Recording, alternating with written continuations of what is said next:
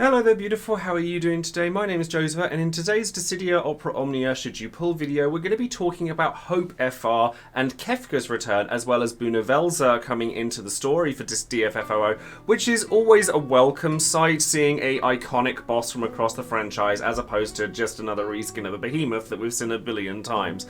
And if you want to know more about those guys, I will also be talking a little bit more about my position within the game right now. You may have noticed a couple of changes in my last covered video, and I kind of wanted to get a couple of bits off of my chest. So if you want to listen to that, then I'm going to talk about that next, but if not, then you're more than welcome to skip over and go straight into the Hope section of the video.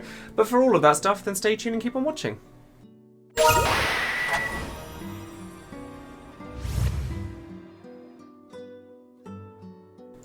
Now, before we get started, of course, don't forget to check me out over on all of my other social platforms, so Twitter, Twitch, Discord, Patreon, and all the rest of it as well. On Twitch, I've actually been having a lot of fun exploring other things, as I have been for quite some time now, particularly Smash Bros. And Final Fantasy X. I've been playing my randomizer run for that, and really picking up the pace with it as well, because I do want to get through the rest of the Final Fantasy games before we've inevitably finished 15. Hopefully before 16 comes out, because there's not a lot of time now between now and then, and there's a lot of games for us to play. And I've been really enjoying playing some of the newer games that Square Enix has had, like Harvestella, DFFOO Chronicle, Valkyrie Elysium, Star Ocean, maybe Tactics Ogre. There's lots going on over on Twitch, so if you'd like to come and join in the fun over there, then by all means click on the link in the description box below for that. Over on Patreon, I do always shout out one of my patrons every time I release a video, because of my appreciation for the fact that people want to support what I do at all. And I want to be able to celebrate each person individually. So today that person is going to be Silent Chaos, who has Zell as their title card. And a massive thank you goes out to you and to everybody else as well. Don't forget to check out, of course, all of the other content creators for Dissidia Opera Omnia as well, because they deserve little love too. Now, before we get into Hope and everything, I kind of want to just explain a situation that has been eating away at me for quite some time. And I think that it's fairly obvious at this point that a lot of people have been coming away from Dissidia, whether it be players, whether it be other content creators. I've spoken to numerous content creators that have already stepped away from it.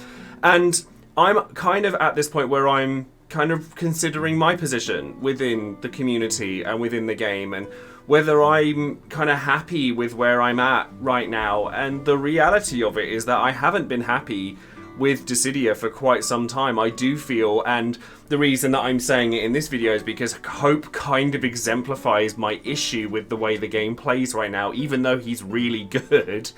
And everything just feels the same now. And one can argue that maybe it's me, like maybe the fact that, I'm not doing very well or anything like that, and people can, I've seen comments in my videos in the past going, how do you know the player base for Dissidia has gone down and it's not just you and people aren't just bored of you? Trust me, I think that every single day I wake up. Trust me, that thought crosses my mind before anything else. I'm like, oh my god, it's done. I've had it, because my view counts have been lower. They have been, shrinking over the course of the last 6 months, and it worries me. It's something that I do as a career. It's something that isn't just a hobby for me, and I am very grateful to be in the position that I'm in. But because I spend so much of my time exploring Dissidia and not giving time to other things and allowing myself to kind of grow creatively, I know I've said this in the past, and I've dipped my toe in the water for other things and recoiled when the water's hot, but it's gotten to a point now where it feels like, and I know that this isn't necessarily true, it feels like people just look through me when it comes to my content, my streams, particularly for Dissidia. And the point where I really hit this home hardest was on Halloween, which was the day that I did my big spider look, and I had lots of lovely comments with people like saying, oh, you look amazing. And I'm not saying that everybody has to do that. They don't. It's something I did for myself, and I had a lot of fun doing it. But there were a good 10 to 20 times throughout the stream where people didn't even clock the fact that it was there and were just like, DFFOO community stream when? And that was kind of a wake-up call for me, where I was like, oh, it doesn't really matter what you do. You're not standing out. The game is. The people who are coming here for the game and not you. And again, I respect that. But after a long while of feeling that way, it definitely takes its toll on you mentally. And I'm sure that many other creators who have felt the same way that I do, some of which have already left the game, can understand where I'm coming from. I don't know how much longer I'm going to play this game for. I'm going to just be real, and I'm going to put that out there. I definitely haven't enjoyed it the same way as I used to. And I know that by saying these things, I could be shooting myself in the foot. As a creator, I could have people go, well, that's it, I'm done with this channel now. And that's okay. You know, I think I've come to terms with that, and I'm at peace with that, because eventually I need to break away from what I feel is a shackle towards me creatively. And while I'm giving it as much attention as I am, I'm not able to kind of find my footing again as a creator. So if what I'm saying here puts you off from my videos in the future, I don't blame you, and I think that that's okay. But I'm speaking my truth, and I'm been not doing my pulls on stream because, again, like, I don't hate gacha games. I actually really like them, and I will still continue to cover them in some aspect going forward, 100%. But when people come into my stream for 10 minutes, ask how my pulls went, ask how much it cost me, and then tell me how much better they did than me, etc., and then walk out again, it's not that they're not allowed to do that, because they are. But you get to this point when it happens multiple times a week, every week, that you kind of think, am I just invisible at this point? And I work very, very hard on what I do. So it does take an emotional toll on you. So I am not quitting Dissidia at the moment, but I am giving people my reality on the situation, and things, when I say things are going to change, it's not because I want them to at this point, it's because they kind of have to. Right, enough about all of that right now. Thank you very much for listening. If you want to message or talk about what I've just spoken about in greater detail, you're welcome to come and find me on stream, or talk on Discord, Twitter, any of those things. I'm always open to chatting about these things so that I can come to my own conclusions about these things. I'm certainly not completely decided on everything yet, so I'm happy to talk about it so that I can get to those conclusions. But we have a banner to talk about, so let's get on with that, shall we? So, the banners that we have available here are going to contain Hope, his kit, and his brand new FR, the return of Kefka and his kit, and he's getting a rework here as well. And then we're also going to get Papalimo LD here, which I missed the last time it came around. It'd be quite nice to pick it up now. And then we have the option of either going for Minwoo BT or Kefka BT. Now, I still don't have Minwoo BT, so if I do go for Hope, it will be using that banner. Now, let's have a look here at what we have to offer. So Kefka, like I said, is getting his rework here. Thank you very much to you for your translations here. And extra skill uses across the board, extra HP dumps across the board. He starts with his Dancing Mad buffs, which are like some of his HP benefits. And Hyperdrive has more HP dumps and has and it makes the LD buff last for that much longer, so you never have to really worry about running out of it. And then Havoc Wing gets more HP dumps and instantly breaks all targets, not just the one he's hitting. And it changes his Meteor attack into a 6/7 HP dumping attack, so 7 really, that does 100% HP splash damage on the final hit. And then it's an instant turn rate attack that gives him an extra action. Now, Kefka's thing has always been about kind of locking HP damage out from enemies, you know, having HP silence, blind, that kind of thing. But I think in this day and age, he's just not necessary, honestly. Like, you could use him, like, there's no problem with him, realistically. It's like a lot of characters in Dissidia these days. But he just doesn't really stand out anymore, apart from his Meteor attack, that gives him 7 HP dumps followed by up to 5. But in FR era, that's really just not enough. Like, when you're doing 3 HP attacks, 4 HP attacks during his, like, regular skills, and not only that, but clogging up a lot of real estate when it comes to debuffs, because all of his debuffs are framed. I love Kefka as a character, I really do, and I've used Kefka numerous times when it comes to Dissidia, but I can't justify, like, pulling for his BT at this point, or even giving it green resources. But if you already have him greened and everything, then yes, there's a reason to use him again here. So now let's talk about Hope. Now, Hope has probably one of the best and most depressing reworks I've ever seen in this game, because I'm going to tell you this now. Hope is extremely powerful at this point, and what he does absolutely fantastically, which is charge the FR gauge, and with his FR, use it well for other characters. So his rework makes it so that Protect as well as Shell is instant turn rate. So both his skill 1 and skill 2 give you defensive buffs and do healing, whilst also being batteries and instant turn rate attacks, which means they're both FR charging skills. And his LD gets reworked to have 5 HP dumps that are all 100% AoE and inflict the D-Shell debuff, which is magic weakness and extra HP or extra bravery damage taken. Still fierce, and he inflicts that debuff when he comes in now, which means that that's going to be inflicted when you use his calls, if you wanted to use it that way. His EX also gets reworked to have 5 HP dumps and has bigger healing, and you start the fight with it, so it recasts much quicker. His Brutal Sanction Bravery attack now has a 2 HP dumps on it and can increase your recast gauge for Last Resort. And your healing's a little bit better as well, and Retributive Blast is triple HP dumps with battery activated onto it. And he also has more Party Brave and HP damage reduction and Brave gains and HP damage up on his EX buff. It's all good, just there on its own. So the reason that Hope is as good as he is because he has 2 skills that are both he has a large number of uses of that he can spam and fill the FR gauge with very quickly. And then, of course, we have his FR weapon. Now, his FR weapon pairs him up with Eldnash. He has 3 HP dumps on there. It's instant turn rate, which is always a big deal for him. It inflicts D-Shell. It gives you physical damage resistance, and it gives you all of the buffs from Shell and Protect, all of that stuff. And also recovers uses of Shell and Protect so that you can charge up his next use of it, or somebody else's if you want to. And then the force time effect is when a turn passes with a character recovering bravery, so 40% if it comes from him, and then when a turn passes with the total number of buffs in the party equaling 13 or more, which gives another 30%. So that's bearing in mind that you get extra FR gauge from using abilities that don't deal damage. A Shell or a Protect from Hope will give you 125% on the FR gauge. His EX or his HP Plus will give you 75%, or will give you 95%, like crazy numbers, 75%, sorry. And then it means that because his FR conditions are quite easy, because they rely on what he's already done, and pairing him up with any other kind of Brave Gain battery character is not difficult.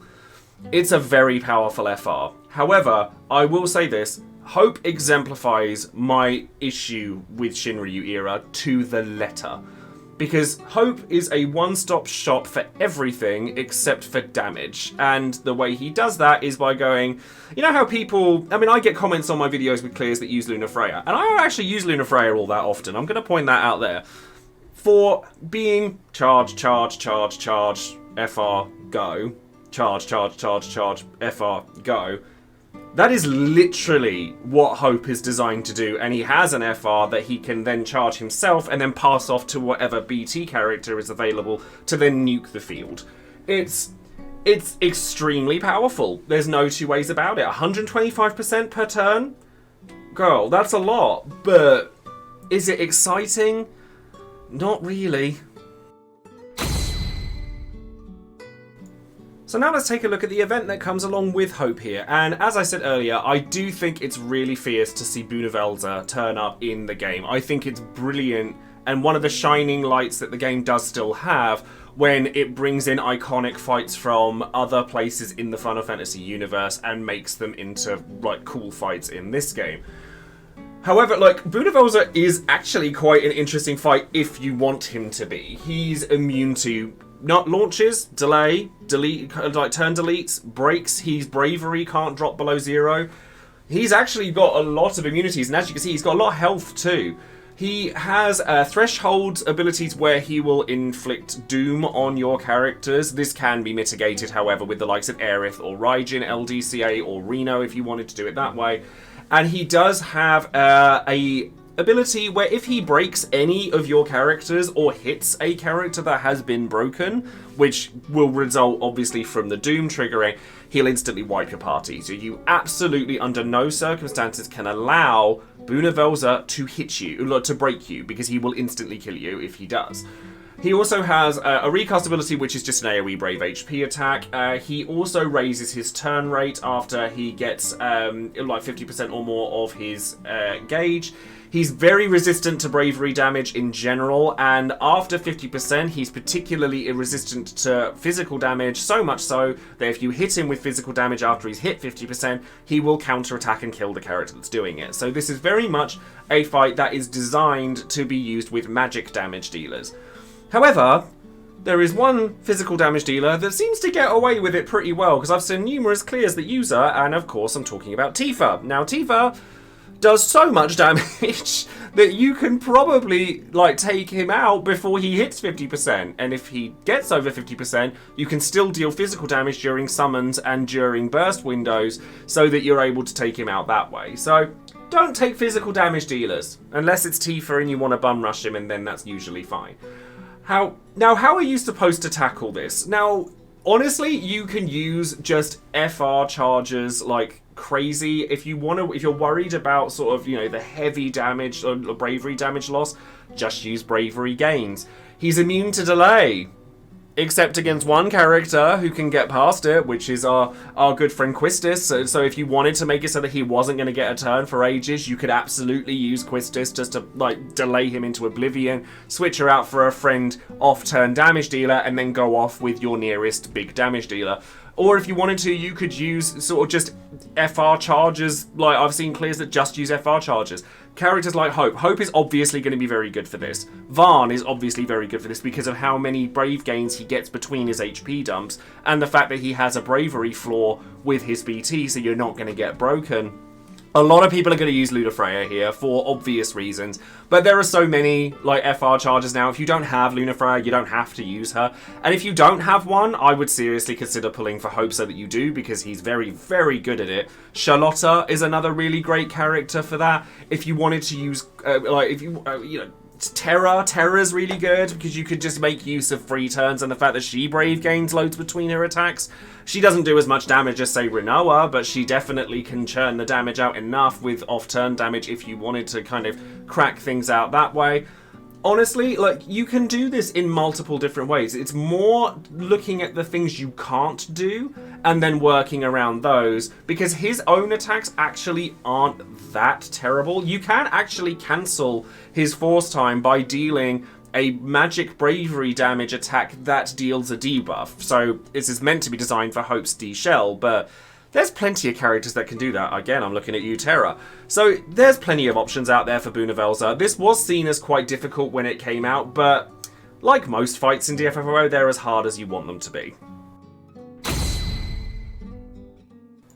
So now we have Would You Pull, the section of the video where you, the viewer, get your chance to have your voice be heard and let everyone else know whether you would or wouldn't pull on a banner and why. So a massive thank you goes out to all of my patrons for casting their votes and their comments, and trust me when I say, even if I were to turn around and say that I wasn't going to play Dissidia anymore, I think that the Would You Pull section would morph into something else, and obviously there are so many other benefits to my Patreon that I'm very proud of. Like, I'm sitting here with cards that I'm about to send out to people and stuff like that. They're all handwritten, hand-drawn, all of that.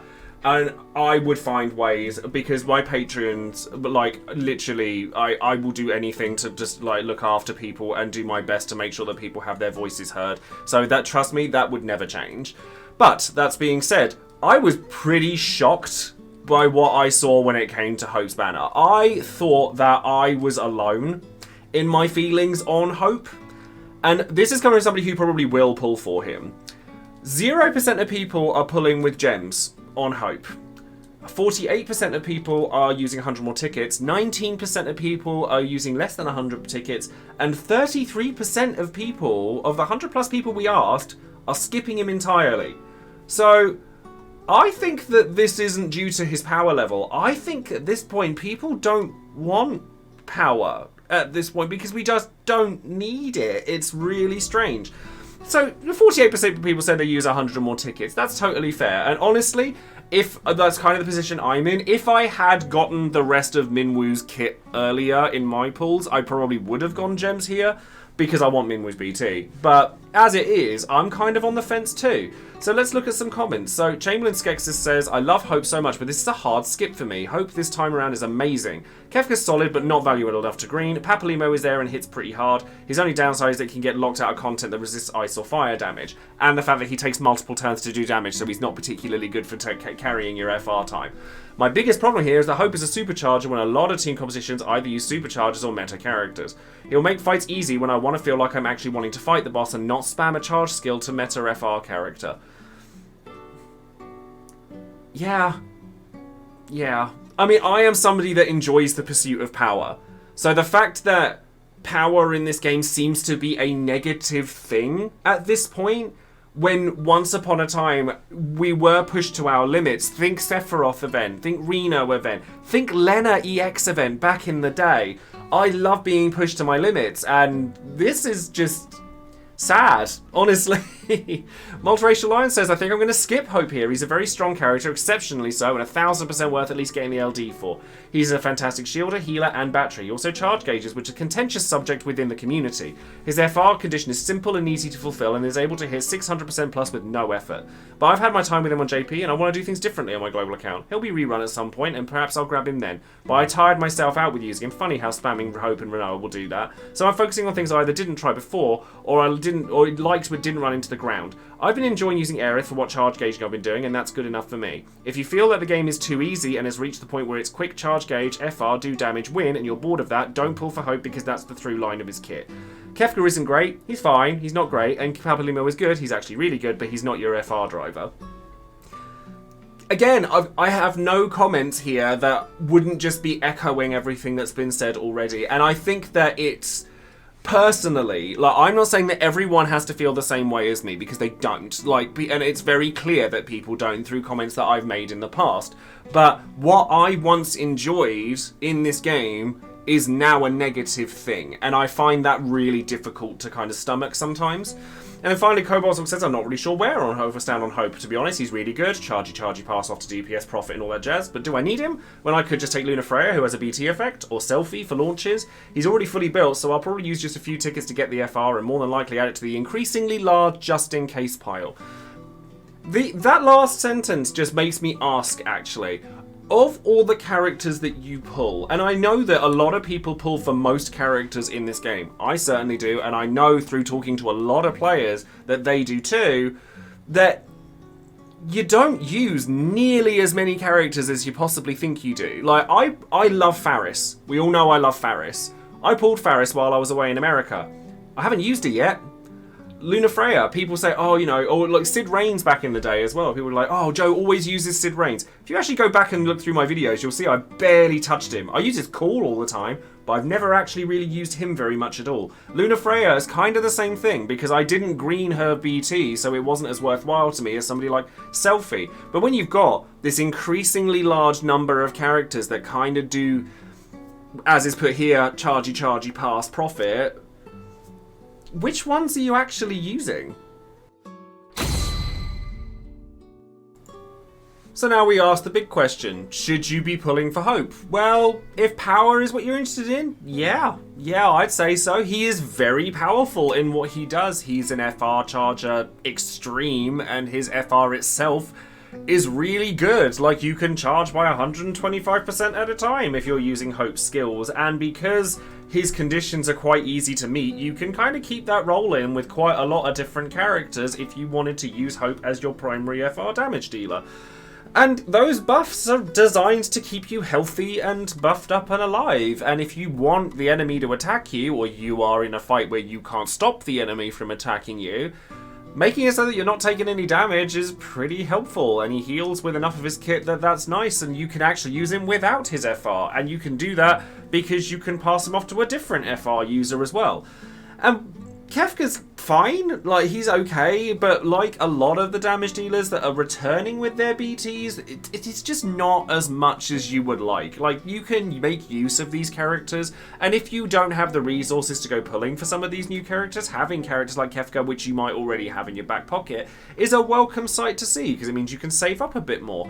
But he just doesn't do as much damage as what we have nowadays, and his HP silence is kind of a non sequitur, because it's like, well, I either just don't want them to act outright, or I want them to attack me so I can counter them. So at what point do I want HP silence? And of course he still takes up a crazy number of debuff slots, which makes him much harder to build around than a lot of other characters. But can you bring him to a Shinryu? Absolutely. You can take practically anyone to a Shinryu nowadays and they'll do fine. Hope, while he's amazing at what he does, he is tragically boring. Like, don't get me wrong, I use a lot of characters that are considered powerful and probably boring, but they tend to have something in their kit that makes them interesting. I like some FR charges. I love Charlotta. Charlotta has her quirkiness. Charlotta has the fact that she has the big damage attacks. That's fun. Luna Freya is kind of a jack of all trades. You can use Luna Freya for lots of different things. And I like the fact that she enables other party members by giving them quick prayer or heavy prayer. There's a nuance to her kit, even though she probably is seen as quite boring for a lot of players.